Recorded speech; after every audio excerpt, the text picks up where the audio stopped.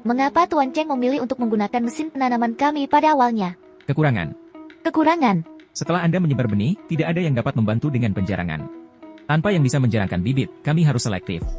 Menanam secara selektif tanaman seperti sawi atau kubis Cina yang tidak memerlukan penjarangan, karena sulit mencari pekerja saat ini. Yes, itulah mengapa kami memutuskan untuk mencoba menggunakan mesin penanaman ini.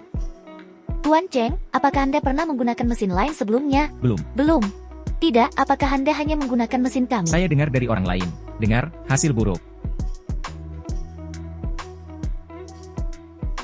Sebelum Anda mulai menggunakan mesin penanaman, apakah Anda menghadapi kesulitan saat bertani? Yes.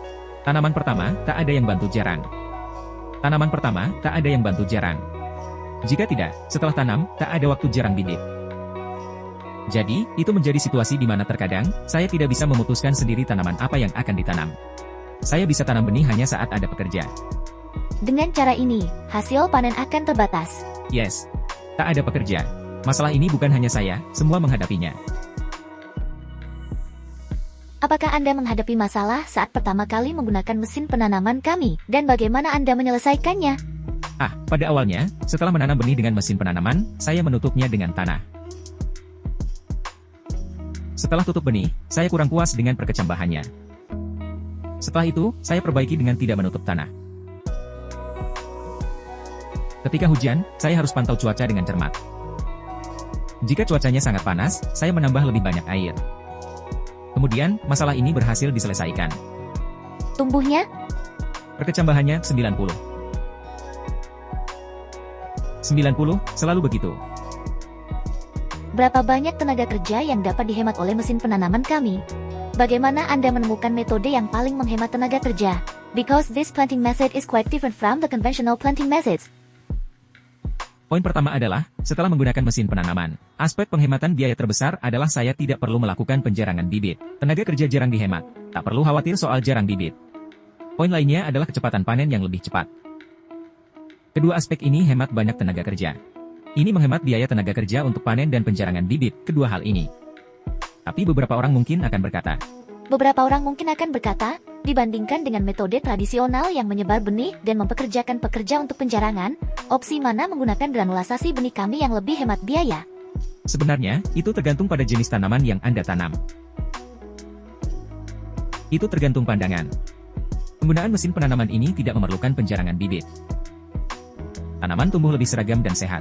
Tanaman tumbuh lebih merata. Tugas Anda hanya memanen tanaman. Biaya tenaga kerja panen berkurang karena tanaman seragam, membuat panen lebih cepat dan efisien. Jika panen terlambat, sia-sia. Tanaman harus bisa dipanen untuk untung. Oh, maksud Anda, apakah itu mahal? Pekerja sekarang mahal. Benar, pekerja sekarang mahal. Saya rasa perbedaannya tidak terlalu besar. Tapi sekarang saya tidak lagi terbatas oleh ketersediaan pekerja. Saya tanam, rawat, dan sewa untuk panen. Tidak perlu lagi penjarangan. Jadi, Ini tidak perlu. hemat tenaga. Karena masalah penjarangan, itu membatasi kapan saya bisa memberikan pupuk. Dulu, saya beri pupuk setelahnya. Sekarang, saya tidak perlu itu lagi.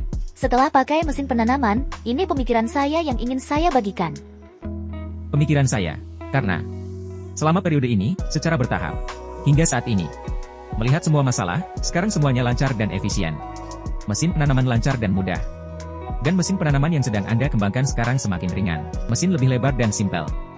Hal lain yang pasti adalah tanaman tumbuh baik, tanpa penjarangan. Dan untuk memanen tanaman seragam saat panen, tanpa variasi ukuran.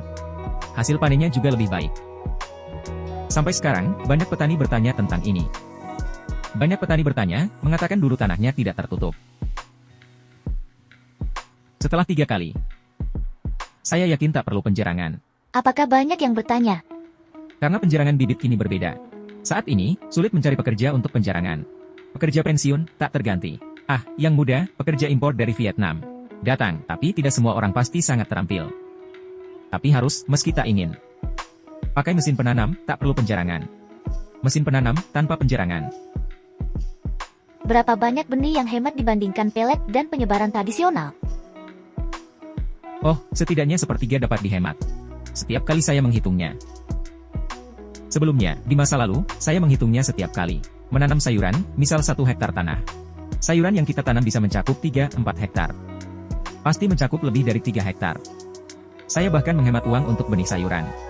Lotus Leaf Cabbage Seeds cost 1,2K. Saya bisa menghemat lebih dari $3.000 untuk bibit.